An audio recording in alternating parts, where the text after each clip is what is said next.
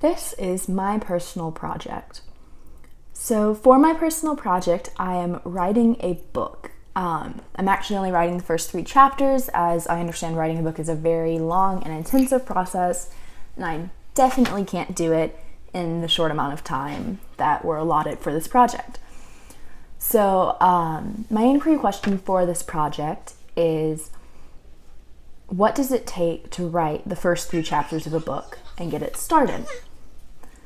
So as you can see in this video, I am planning my project. I am choosing the genre in which I'm going to write, and I am picking how to start it, how it's going to go, kind of the premise of the idea. So you can see I had nonfiction and fiction. I chose fiction just because I enjoy writing it much more. And I've split it into different categories, such as fantasy, sci-fi, or science fiction, romance, historical fiction, and realistic fiction.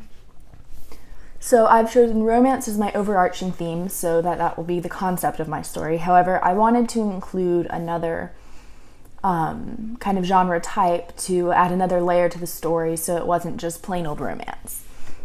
So you can see I'm eliminating options as I write them, and we'll look more into that when I am done with the chart. But my criteria for this, going back to the overarching theme of the whole project, my criteria for this project were really only 2 things. That I have 3 chapters finished, and that I have a hook or book summary written. So the summary isn't really a summary, but more of what would go on the back cover, kind of, like I said, the hook, what would capture a person in the store if they were looking for my book, or just looking for a book, what would capture their attention and make them read my book. So those were my only criteria, but as you can see now, I've finished the chart and I've chosen fiction and then romance, and so the combination with romance and realistic fiction I didn't think would be fun to write. I've got fantasy, but the vampire and werewolves, they're kind of overdone, and I don't want to write just a cliche book. And so I thought some of them were weird, but here you can see me erasing, which is very common with my writing process. I write something, don't like it, erase it, write again, don't like it, erase it. It's a lot of back and forth for me. Going back to my overarching theme, though, my global context was personal and cultural expression, because for me, writing is very personal. It allows me to express myself. I get to put a bit of myself into each of my characters and express my opinions through my characters. While not all characters express my opinion, I can put some of one character is a writer, like I am. I put myself into those characters, at least a little bit. So here I am making a chart deciding between the 2 themes that I thought sounded cool, basically. So you can see I've kind of done my shipwrecked one a little bit, and now I'm working on the magic one, which are the 2 themes I thought they would be interesting, or chose to explore a little more before deciding what I was actually going to do my book with. And so for these, a big part of the chart was what necessarily the struggle would be in my book. So I have chosen for my shipwreck book, it would be man versus man and man versus nature, because the man versus man conflict would be the power struggle on the island, but the man versus nature conflict would be the survival on the island, which would be a huge aspect of that book if I chose to do it. And then the other book, which is it would be man versus man with a light versus dark side.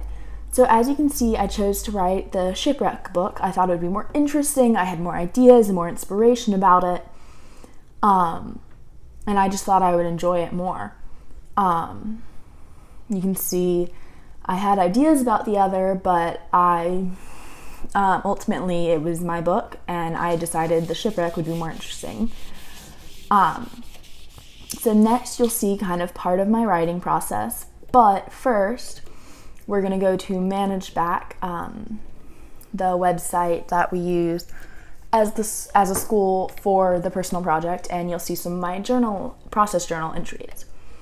So these are what they look like. This one specifically is about my character names and how I chose them, and of what the meanings of some of them are, such as like Willow.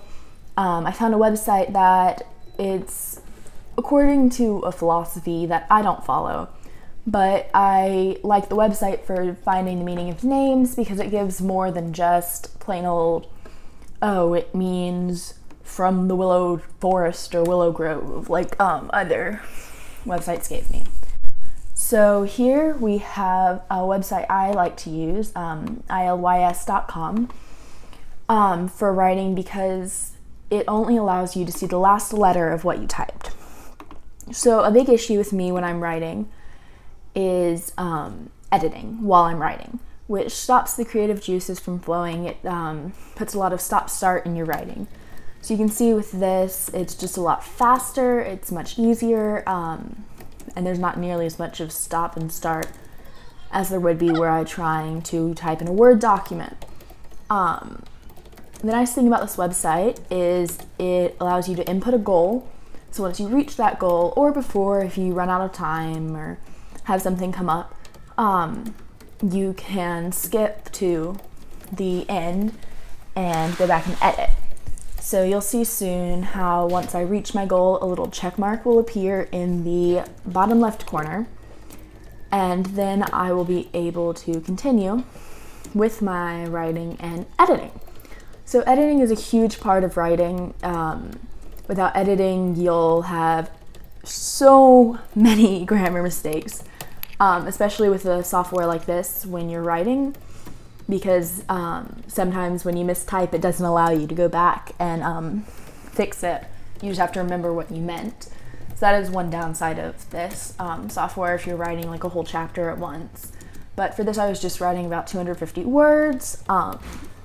It wasn't much, but it was just kind of a start to the second chapter of my book.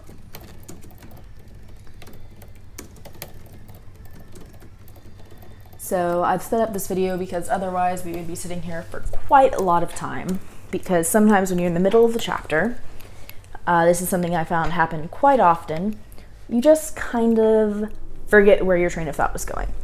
So here is what it looks like when you have met your goal, and you go through that, you edit it, and then you save it. And I just named this one Shipwrecked and Chapter 2. So with that, once you save it, you see this window, and you can go back, edit it if you want. You can copy it, paste it, which is what I'm going to do, into the next website that I like to use to help me edit, which is HemingwayApp.com. So as you can see, my computer recognized website, I use it quite often. But the website gives you your uses of passive voice, how many adverbs you have, how many adverbs you would like for what you have. And so you can see I have 4 adverbs, which I need to limit, because 4 is way too many for the 250 or so words I have. And it also tells you if words are difficult, or sentences are difficult to read, very hard to read, gives you a different degree of difficulty, and it tells you if phrases could be simplified, which is helpful when you're trying not to make your sentences too wordy.